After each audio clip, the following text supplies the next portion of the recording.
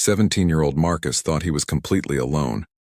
The bullies at Jefferson High had cornered him again, their cruel laughter echoing through the empty hallway as they shoved him against the lockers. "Where's your daddy now, orphan boy?" they sneered. Marcus had learned to stay silent, to take it, because nobody would believe that the quiet kid living with his frail grandmother could ever fight back. But what Marcus didn't know, what nobody at school could have imagined, was that the gentle woman who made him soup every night and helped with his homework carried a secret that would change everything. Hidden in her bedroom closet, wrapped in faded tissue paper, lay a Marine sniper badge and a Purple Heart that told the story of one of the deadliest marksmen in military history. Sometimes the most dangerous warriors hide in the most unexpected places. The fluorescent lights of Jefferson High flickered overhead as Marcus Chen pressed his back against the cold metal lockers, watching three upperclassmen approach with that familiar predatory gleam in their eyes. At 17, Marcus had grown accustomed to this routine, but today felt different somehow. Maybe it was the way Jake Morrison cracked his knuckles, or how his two buddies flanked him like wolves circling wounded prey. Marcus clutched his physics textbook tighter, knowing it would probably end up scattered across the hallway floor in the next few minutes. Well, look what we have here," Jake sneered, his voice echoing through the nearly empty corridor. Little Marcus, walking around like he belongs here. The after-school crowd had already dispersed, leaving Marcus alone with his tormentors in the West Wing. He'd made the mistake of staying late in the computer lab again, trying to finish a programming assignment that was due tomorrow. His grandmother Grace always told him that education was the key to a better future, but right now that future seemed pretty bleak. "I'm not looking for trouble," Marcus said quietly, his voice barely above a whisper. He'd learned over the past 2 years that fighting back only made things worse. The guidance counselors would give their standard speeches about conflict resolution, but they'd never witnessed Jake Morrison's particular brand of cruelty. Marcus had tried reporting the incidents before, but without witnesses, it always came down to his word against theirs. And somehow the star quarterback's word always carried more weight than the quiet kid who lived with his grandmother. Jake stepped closer, close enough that Marcus could smell the protein shake on his breath. "Not looking for trouble? That's funny because trouble seems to find you pretty regularly." His friends laughed on cue, a sound that made Marcus's stomach turn. "You know what I think, Chen? I think you need another reminder about your place in this school." The threat hung in the air like smoke, and Marcus knew there was no escaping what came next. He just hoped it would be over quickly. The first shove sent Marcus stumbling sideways, his shoulder blade connecting hard with the locker handle. Books scattered across the polished floor as Jake's friends moved in, forming a semicircle that blocked any escape route. "Oops," Jake said with mock concern. "Looks like you dropped something." The physics textbook lay open, its pages bent at awkward angles, and Marcus felt something crack inside his chest that had nothing to do with physical pain. "Pick it up," one of Jake's friends commanded, pointing at the scattered papers. Marcus knelt down slowly, gathering his assignments and notes while the three boys loomed over him. A shadow fell across his homework as Jake's foot came down on his history essay, the one he'd spent 3 hours researching the night before. The paper tore under the pressure, ink smearing across the floor. "You know what your problem is, Chen?" Jake's voice took on a conversational tone that was somehow more terrifying than his usual aggression. "You act like you're smart, like you're going somewhere. But let's face reality here. You're nobody. Your parents are dead. You live in that tiny house with your ancient grandmother, and you'll probably end up flipping burgers for the rest of your pathetic life." Each word hit Marcus harder than any physical blow could have. The worst part was that sometimes, in his darkest moments, Marcus wondered if Jake was right. His grandmother did her best with her Social Security check and part-time job at the local flower shop, but money was always tight. His clothes were from thrift stores, his phone was 3 generations old, and his plans for college seemed more like desperate fantasies with each passing day. Standing there on his knees, gathering torn papers while 3 bullies laughed above him, Marcus had never felt smaller or more alone. He had no idea that just a few miles away his grandmother was making a decision that would change everything. By the time Marcus made it home, The autumn sun was setting behind the small ranch house he shared with his grandmother, Grace.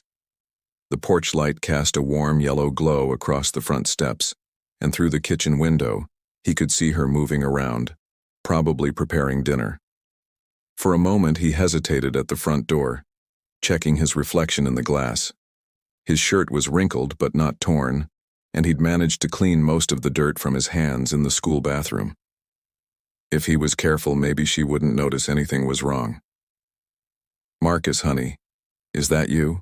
Grace's voice called from the kitchen as he slipped through the front door. At 73, his grandmother was still sharp as a tack, with silver hair always perfectly arranged and eyes that seemed to see everything.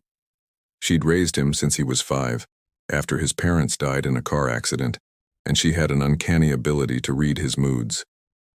"Dinner's almost ready. How was school today?" "Fine," Marcus replied, the lie coming easier than it should have. He headed straight for his bedroom, hoping to avoid the inevitable questions, but as he passed the kitchen doorway, Grace looked up from stirring something on the stove, and he caught the flash of concern that crossed her weathered features. She'd been a beautiful woman once. He could see it in the old photographs scattered around the house. Even now there was something regal about the way she carried herself, something that spoke of strength and dignity. "Just fine?" Grace asked, setting down her wooden spoon. "You're home later than usual, and you look—" She paused, studying his face with those sharp eyes. "Tired." Marcus forced a smile, the kind he'd perfected over the past 2 years of hiding bruises and torn clothes. He told himself he was protecting her, that at her age, she didn't need to worry about his problems. But as he headed to his room, he didn't see the way Grace's expression hardened, or notice how her hands clenched into fists at her sides. Some secrets, Marcus was about to learn, were much bigger than others. The next morning, Grace Chen stood in her grandson's bedroom doorway, holding his torn history essay in her weathered hands. Marcus had left for school early, claiming he needed to get to the library before first period, but she'd found the damaged paper crumpled in his backpack while looking for his library card.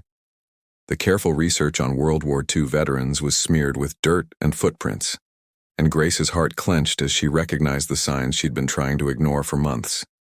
She'd noticed the changes gradually at first. The way Marcus flinched when car doors slammed too loudly. How he'd started eating lunch in his room instead of at the kitchen table where they used to talk about his day. The mysterious bruises he explained away as clumsiness. The torn clothes he claimed were accidents. Grace had survived too much in her 73 years to be fooled by a teenager's lies, no matter how well-intentioned they might be. Walking slowly to the kitchen, she placed the essay on the counter next to her morning coffee and stared out the window at the bird feeder Marcus had built her last Christmas. A cardinal pecked at the seeds, its bright red feathers vivid against the gray October sky. Grace had always been proud of her ability to handle things quietly, to solve problems without making a fuss. It was a skill she'd learned long before Marcus was born, in places where making noise could get you killed. But some problems, she was beginning to realize, required more than quiet patience. Some problems required the kind of skills she'd spent 50 years trying to forget. Grace finished her coffee and made a decision that would have surprised anyone who knew her as the gentle flower shop worker and devoted grandmother. It was time to visit the attic, and it was time to open boxes that had been sealed since 1973.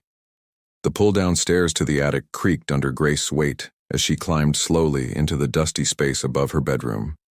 She hadn't been up here in nearly 2 years, not since she'd stored Marcus's childhood toys when he'd declared himself too old for them. The air smelled of old wood and mothballs, and thin streams of sunlight filtered through the small window at the far end. In the corner, exactly where she'd left them decades ago, sat 3 military storage boxes with her name and service number stenciled on the sides in faded black ink. SGTG Chen, USMC, the labels read, along with numbers that would mean nothing to most people but had once been her entire identity. Grace approached the boxes like she was walking toward a sleeping dragon, unsure whether she wanted to wake it up. The first box opened with a soft pop, releasing the scent of old canvas and gun oil that immediately transported her back to another life. Inside, carefully wrapped in tissue paper that had yellowed with age, lay her dress blue uniform. The fabric was still pristine, the brass buttons untarnished despite the years. Beneath the uniform were her service ribbons, each one representing deployments and operations that were still classified in government files somewhere. But it was the small velvet box at the bottom that made Grace's hands shake as she lifted it out. Inside, nestled in faded silk, was her Marine Corps Scout Sniper badge and her Purple Heart, the two decorations that told the story of who she really was. She'd earned these in the jungles of Vietnam, during operations that officially never happened and in places that didn't appear on any maps.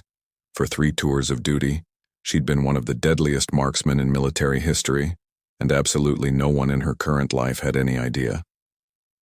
Grace sat cross-legged on the attic floor, surrounded by photographs and documents that chronicled a life Marcus had never known existed. There she was at 19, fresh out of sniper school at Quantico, her young face serious under her campaign cover. Another photo showed her team in Vietnam, 5 Marines who looked impossibly young for the deadly work they were doing. She was the only woman in most of the pictures, and often the smallest person in the group, but there was something in her eyes that spoke of absolute confidence and lethal competence. The mission reports made for grim reading, even 50 years later. Target eliminated at 8:47 meters. Successful infiltration. Package delivered. Hostile sniper neutralized, friendly casualties prevented. The dry military language couldn't capture what those missions had really been like, the weight of the rifle in her hands, or the split-second decisions that meant the difference between her unit coming home or not. She'd saved dozens of lives with her marksmanship and taken others without hesitation when the mission required it.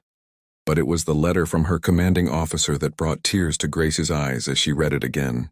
Sergeant Chen represents the finest traditions of the Marine Corps, it read. Her courage under fire and exceptional marksmanship skills have made her an invaluable asset to this unit. She has repeatedly distinguished herself in combat operations, often under the most dangerous circumstances. The men under her protection regard her as their guardian angel, and rightly so. Grace carefully refolded the letter and placed it back in the box with hands that remembered field stripping a rifle in complete darkness and calculating wind speed by touch. Those hands had changed over the decades, becoming gentler as they learned to braid a little boy's hair and help with homework. But some skills never truly disappeared, and as Grace looked at her grandson's torn homework assignment downstairs, she realized it might be time to remember exactly who she used to be. The guardian angel was about to come out of retirement. The classified mission reports painted a picture that would have seemed impossible to anyone who knew Grace as Marcus's quiet grandmother. In 1969, at just 19 years old, Private First Class Grace Chen had volunteered for one of the most dangerous assignments in the Marine Corps. Women weren't officially allowed in combat roles, but the Marine Corps Scout Sniper program had quietly begun recruiting female marksmen for special operations that required a different kind of invisibility. The first documented kill came 3 weeks into her first deployment, during what the reports called Operation Silent Thunder. Grace's unit had been pinned down by enemy fire from a concealed position nearly 600 meters away. While her squad mates hugged the ground, Grace had calmly set up her M40 rifle, calculated wind drift and bullet drop, and eliminated the threat with a single shot. The after-action report noted that her precision had saved the lives of 12 Marines and allowed the mission to continue. But it was her work during the Tet Offensive that had earned Grace her legendary status among the units she supported. For 72 hours straight, she'd maintained overwatch position in the ruins of a bombed-out church, systematically eliminating enemy snipers who were targeting American positions throughout the city. Her spotters later reported that she'd made impossible shots in conditions that should have been hopeless, hitting targets through smoke and rain with a consistency that defied belief. The photographs from that period showed a young woman who looked nothing like the gentle grandmother Marcus knew. This Grace had eyes like winter steel and carried herself with the controlled confidence of someone who knew exactly how dangerous she was. Her weapon was always spotlessly maintained, her uniform crisp despite the jungle conditions, and in group photos, the other Marines looked at her with the kind of respect usually reserved for seasoned veterans twice her age. By her second tour, Grace had developed tactics that were being studied and copied by sniper instructors back at Quantico. She specialized in what the military called counter-sniper operations, tracking down and eliminating enemy marksmen who were targeting American forces. It was deadly, precise work that required patience measured in hours and nerves of absolute steel.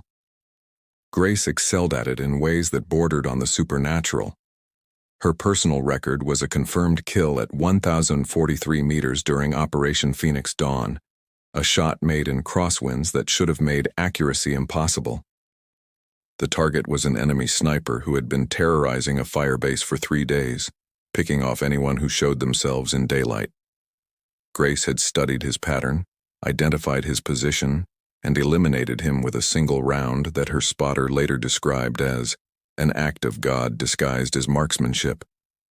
The mission reports detailed dozens of similar operations, each one a testament to Grace's evolving skills and tactical intelligence. She developed techniques for camouflage that made her virtually invisible even at close range. She could move through hostile territory for days without detection, living on minimal rations and sleeping in conditions that would break most people. But it was her ability to remain calm under pressure that truly set her apart from other marksmen.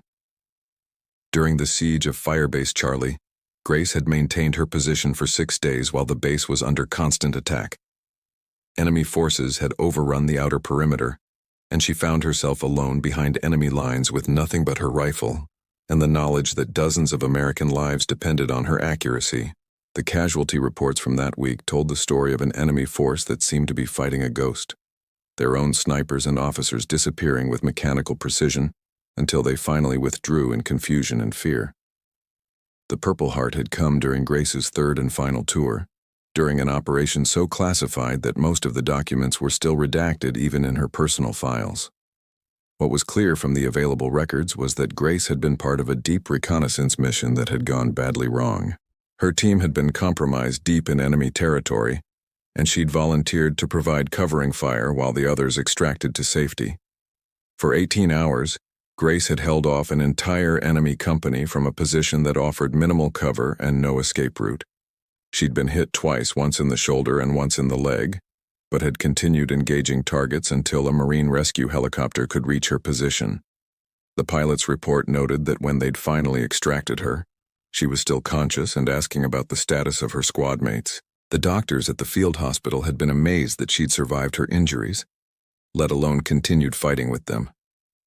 The shoulder wound had damaged nerves that should have made it impossible to hold a rifle steady, but Grace had compensated by modifying her shooting position and continuing the mission.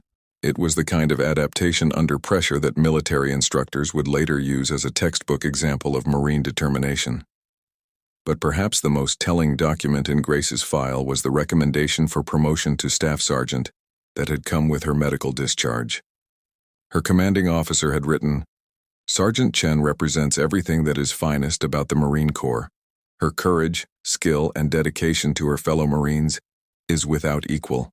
She has repeatedly demonstrated that the enemy's greatest fear should be a Marine with a rifle and the training to use it properly. The Corps is losing one of its most valuable assets."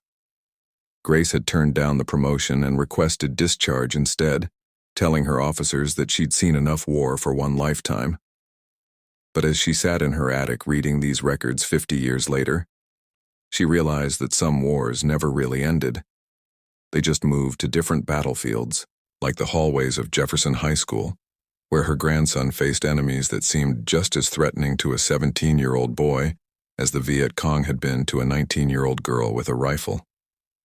Marcus came home that Friday afternoon to find his grandmother waiting for him in the backyard, wearing clothes he'd never seen before. Instead of her usual floral dress and cardigan, Grace stood in olive drab cargo pants and a plain black t-shirt that somehow made her look 20 years younger. Her silver hair was pulled back in a tight ponytail, and there was something different about the way she held herself, something that made Marcus stop in his tracks at the back door. "Come here, Marcus," Grace said, her voice carrying a tone of authority he'd never heard from her before. "We need to talk." She gestured to a folding table she'd set up on the back patio, and Marcus noticed several items arranged on its surface that definitely hadn't come from their house. There was what looked like military manuals, some kind of medals in a display case, and photographs that appeared to be decades old. Marcus approached cautiously, his mind racing through possible explanations for his grandmother's sudden transformation. "Grandma Grace, what's all this?" he asked, gesturing at the display. Up close he could see that the photographs showed a young Asian woman in military uniform, holding a rifle that looked serious and professional. It took him a moment to recognize the woman's face, and when he did, his knees nearly gave out. "That's me," Grace said simply, watching Marcus's expression change from confusion to shock. 52 years ago in Vietnam. I was a Marine Corps scout sniper, and I was very good at my job. She picked up one of the medals, a bronze star that caught the afternoon sunlight. "I've been watching what's happening to you at school, Marcus. I've seen the torn clothes, the bruises you think I don't notice, the way you've been coming home later and later to avoid talking about your day." The words hit Marcus like a physical blow. He'd been so careful, so sure he was protecting her from his problems. "Grandma, I can handle it," he started to say, but Grace held up a hand that somehow commanded instant silence. In that gesture, Marcus saw something he'd never noticed before, a kind of quiet authority that spoke of someone accustomed to being obeyed without question. "Sit down," Grace said, and Marcus found himself obeying before he consciously decided to move. She opened one of the military manuals to a page marked with a faded ribbon and placed it in front of him. Lesson 1. Situational Awareness. A Marine who doesn't see trouble coming is a dead Marine, and a grandson who doesn't see bullies coming is a victim waiting to happen. For the next hour, Grace walked Marcus through concepts he'd never imagined his gentle grandmother would know. She explained fields of vision and escape routes, how to position yourself in a room so you could always see threats approaching. She showed him how to walk with confidence, shoulders back and eyes scanning, projecting an aura of alertness that would make potential attackers think twice about targeting him. "Your posture tells the world whether you're prey or predator," Grace explained, demonstrating the difference between Marcus's usual shuffling walk and the purposeful stride of someone who expected to be taken seriously. "Right now you move like someone who's already defeated. That's not acceptable. You're a Chen, and Chens don't surrender without a fight." The transformation in Grace was mesmerizing and slightly terrifying. This woman who had spent years helping him with homework and making him grilled cheese sandwiches was clearly someone else entirely, someone who spoke about violence and tactics with the casual expertise of a professional. When she demonstrated proper stance and movement, Marcus could see the ghost of the young soldier from the photographs, and he began to understand that his quiet grandmother had been hiding secrets that could change everything. But it was when Grace opened the case containing her sniper badge that Marcus truly grasped the magnitude of what he was learning. 97 confirmed kills, she said matter-of-factly, as if discussing the weather. Each one to protect my fellow Marines, each one necessary to complete the mission and bring everyone home alive. She looked directly at Marcus with eyes that seemed to see straight through him. "I'm not teaching you to hurt people, Marcus. I'm teaching you to make sure they can't hurt you." Over the following weeks, Marcus's after-school routine completely changed. Instead of hiding in his room doing homework, he found himself in the backyard learning skills that seemed to come from another world entirely. Grace taught him how to move silently across different surfaces, how to observe without being observed, and most importantly, how to project the kind of quiet confidence that made people reconsider their hostile intentions. "Combat isn't about being the biggest or the strongest," Grace explained during one particularly intense training session. "It's about being smarter, more prepared, and more committed to winning than your opponent is." She had Marcus practice scenarios where he was outnumbered and cornered, teaching him to identify opportunities and weaknesses that weren't obvious to someone thinking like a victim. The physical training was just part of what Grace called comprehensive preparation. She worked on Marcus's mental state as well, teaching him breathing techniques she'd learned for maintaining calm under pressure. "Fear makes you stupid," she told him. "Anger makes you reckless. A Marine stays cool, thinks clearly, and acts decisively." Marcus began to understand that his grandmother wasn't just teaching him self-defense. She was teaching him an entirely different way of existing in the world. But perhaps the most important lesson came when Grace showed Marcus her collection of letters from fellow veterans. "These are from Marines whose lives I saved," she explained, holding up dozens of handwritten notes that had arrived over the decades. "They wrote to thank me, but they missed the point. I didn't save them because I was tough or fearless. I saved them because I refused to accept that good people should suffer when I had the skills to prevent it." As Marcus read letter after letter from grateful soldiers, he began to see his situation at school differently. This wasn't just about him anymore. It was about standing up to bullies who would move on to other victims if they weren't stopped. Grace wasn't just teaching him to defend himself. She was teaching him to become the kind of person who protected others. And for the first time in 2 years, Marcus Chen began to believe that he might actually be strong enough to make a difference. The confrontation Marcus had been dreading finally came on a Tuesday afternoon in November, but not in the way he'd expected. Jake Morrison and his friends had cornered Sarah Martinez, a quiet freshman who reminded Marcus of himself 2 years ago. She was pressed against the gym wall, tears streaming down her face as Jake demanded the lunch money her mother had given her for the week. Marcus watched from 30 feet away, and for a moment his old instincts told him to keep walking, to avoid becoming another target. Then he heard Grace's voice in his head, clear as if she were standing beside him. "A Marine doesn't abandon fellow Marines, and decent people don't abandon each other." Marcus felt something shift inside his chest, a kind of cold determination he'd never experienced before. He walked toward the group with the measured, confident stride Grace had taught him, his eyes scanning for exits and potential weapons exactly as she'd drilled into him. "That's enough," Marcus said, his voice carrying an authority that surprised even him. Jake turned around with that familiar sneer, but something in Marcus's posture made him hesitate. This wasn't the same terrified kid he'd been tormenting for 2 years. This Marcus stood differently, moved differently, and looked at Jake with a kind of calm assessment that made bullies uncomfortable. Well, Jake said, recovering his swagger but not quite managing to hide his confusion. "Look who grew a spine. You want to be a hero today, Chen? Because I've got enough anger for both of you." His friends moved to flank Marcus, but Marcus had already calculated their positions and identified his best response options. Grace's training had taught him to see patterns in violence before they fully formed. Marcus helped Sarah gather her scattered books, never taking his eyes off Jake. "Go find a teacher," he told her quietly, and Sarah nodded gratefully before hurrying away. Now it was just Marcus facing the 3 upperclassmen, but for the first time in 2 years he didn't feel like prey. He felt like exactly what Grace had trained him to be, a Marine who refused to back down when innocent people needed protection. "You made a big mistake, Chen," Jake snarled, stepping closer with his fists clenched. "Now you're going to pay for 2 years of disrespect." But as Jake moved forward, Marcus did something that caught everyone off guard. Instead of backing away or bracing for impact, he shifted into the defensive stance Grace had drilled into him, balanced and ready, with his hands positioned for maximum effectiveness. The change in Marcus's demeanor was so dramatic that Jake actually hesitated mid-swing. This wasn't the Marcus he'd been bullying.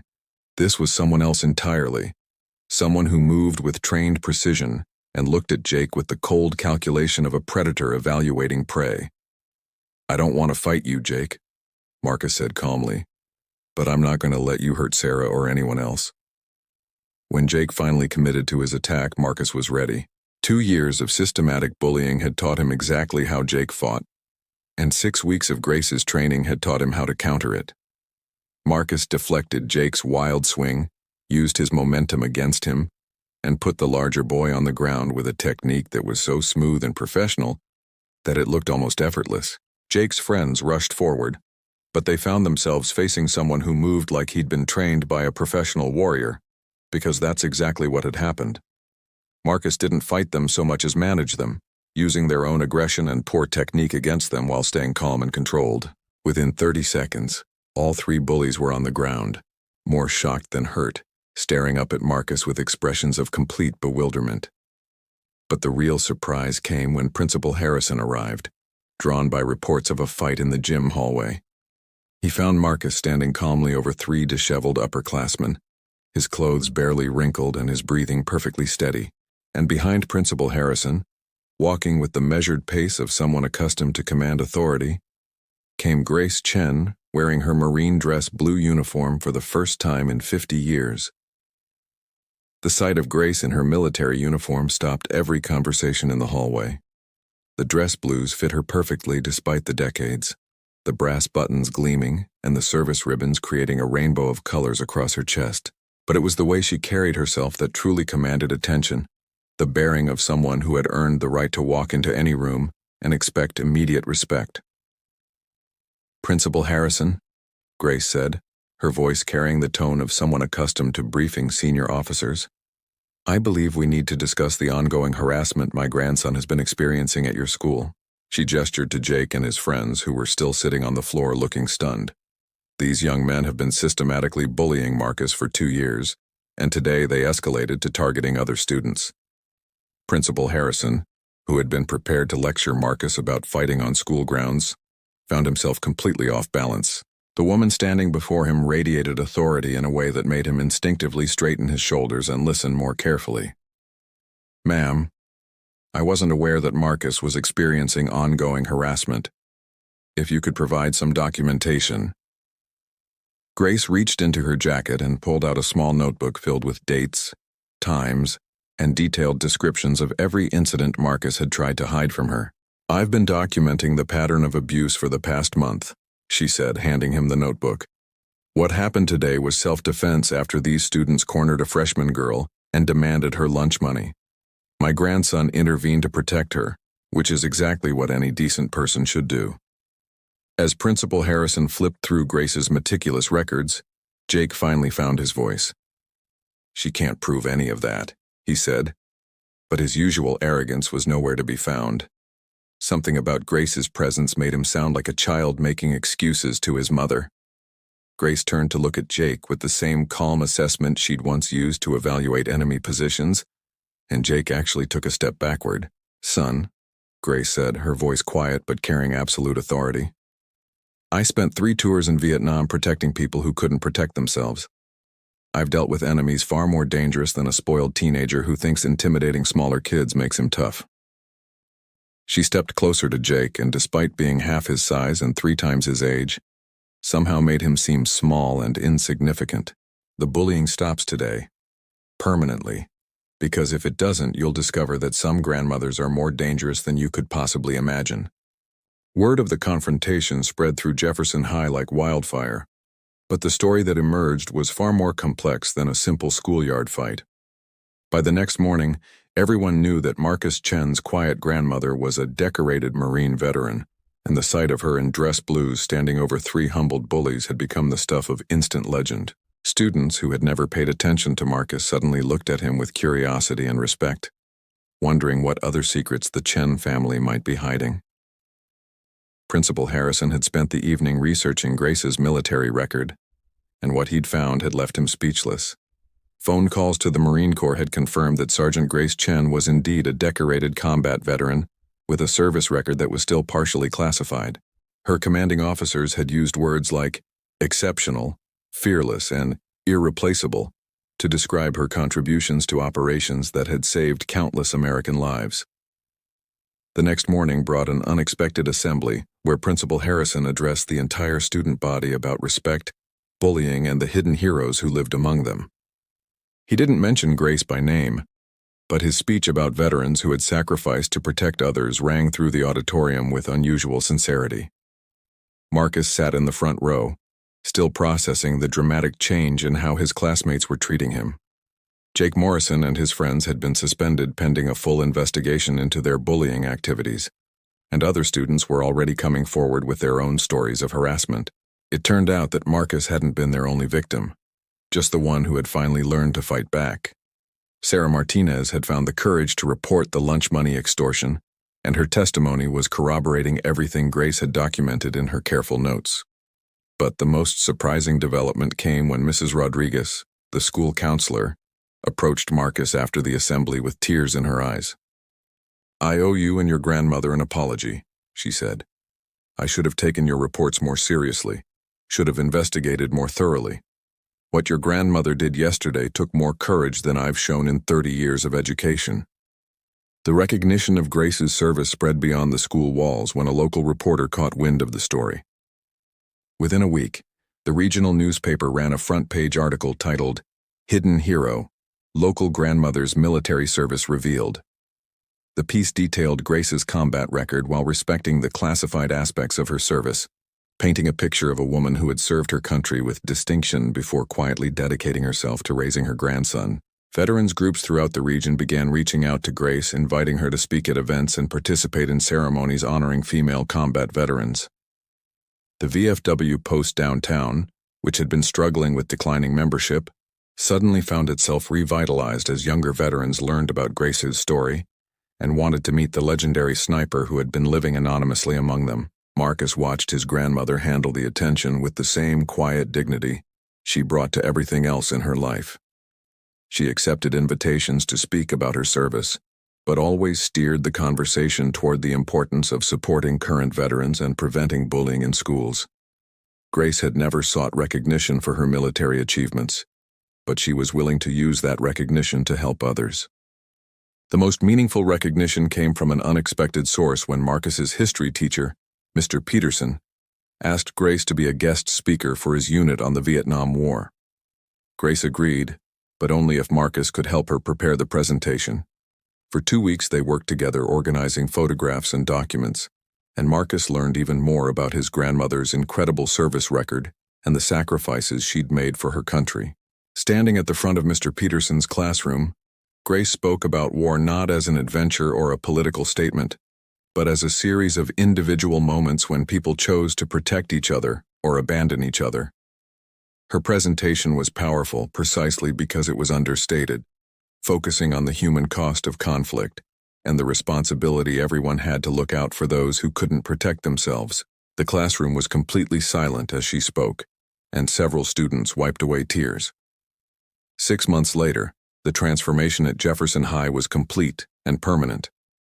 The anti-bullying program that Principal Harrison implemented, inspired by Grace's intervention, had created a culture where students looked out for each other instead of preying on the vulnerable. Marcus had become something of a leader among his classmates, not because he was the toughest kid in school, but because everyone knew he would stand up for people who needed protection. The most significant change was in Marcus himself. The quiet, frightened boy who had been terrorized for 2 years had grown into a confident young man who carried himself with the same quiet authority his grandmother possessed. He'd started a peer counseling program to help other students who were being bullied, and his college applications were strengthened by recommendation letters that praised his leadership and moral courage. Grace continued working at the flower shop, but now her customers knew they were being served by a genuine American hero. The shop had become an informal gathering place for local veterans, and Grace had quietly become the person they turned to when they needed help navigating VA benefits or dealing with service-related issues. She'd found a new mission in civilian life, supporting the same kind of people she'd once protected in combat. The greatest recognition came at Marcus's graduation ceremony, when he was selected as valedictorian based not just on his academic achievements, but on his leadership in creating a safer, more supportive school environment. In his graduation speech, Marcus spoke about the importance of hidden heroes and everyday courage, about grandmothers who could be warriors and warriors who could be grandmothers, depending on what the situation required. As Grace sat in the audience wearing a simple dress instead of her military uniform, she reflected on how her decision to reveal her past had changed both their lives. She'd spent 50 years hiding her service, thinking that chapter of her life was over. But Marcus had taught her that being a protector wasn't something you retired from. It was something you carried forward into whatever battles life presented. Sometimes the most important missions came disguised as ordinary family problems, and sometimes the greatest victories happened not on foreign battlefields, but in the hallways of American high schools. The most important lesson both Grace and Marcus had learned was that strength wasn't about being the toughest person in the room. Real strength came from being willing to use whatever power you possessed to protect people who could not protect themselves. Whether that power came from sniper training or simply from refusing to stay silent in the face of injustice, the responsibility was the same: to stand up, speak out, and make sure that good people didn't suffer when you had the ability to help them. Marcus Chen's story reminds us that heroism often hides in the most unexpected places. His grandmother Grace had spent decades as an anonymous flower shop worker and devoted grandmother, but when her family needed protection, she drew upon skills and experiences that had been forged in the crucible of combat. Her willingness to reveal her hidden past didn't just save Marcus from his bullies. It transformed an entire school community and created a legacy of protection that would extend far beyond their family. The real power of Grace's story lies not in her impressive military record or her legendary marksmanship skills, but in her decision to use those experiences to empower the next generation. By teaching Marcus not just how to defend himself, but how to protect others, she ensured that her legacy of service would continue even after her military career was long over. Sometimes the most important battles are fought not with rifles and military tactics, but with courage, determination, and the willingness to stand up for what's right. Today, Marcus carries forward the lessons his grandmother taught him, understanding that being a protector is not about seeking conflict, but about being prepared to face it when innocent people need help. Grace's Marine training gave her the skills to survive combat, but it was her love for her grandson that gave her the wisdom to know when and how to use those skills in civilian life. Their story proves that the values that make someone a good soldier, courage, loyalty, and the willingness to sacrifice for others, are the same values that make someone a good person in any situation. The hidden heroes in our communities deserve our recognition and respect. Veterans like Grace Chen have served our country with honor and distinction, often carrying experiences and skills that continue to benefit their families and communities long after their military service ends. If this story inspired you, take a moment to thank a veteran in your own life or consider supporting organizations that help military families transition to civilian life. And if you know someone who might be facing their own battles with bullies or other challenges, remember that sometimes the most powerful thing you can do is simply stand up and say, "That's enough." Heroes aren't born. They're made through small acts of courage performed by ordinary people who refuse to let good people suffer when they have the power to help. Subscribe for more stories of hidden heroes, unexpected courage, and the remarkable people who make our communities stronger. Because everyone has a story worth telling, and some of the best stories belong to the quiet heroes who walk among us every day, carrying their strength with dignity and using it only when others need protection.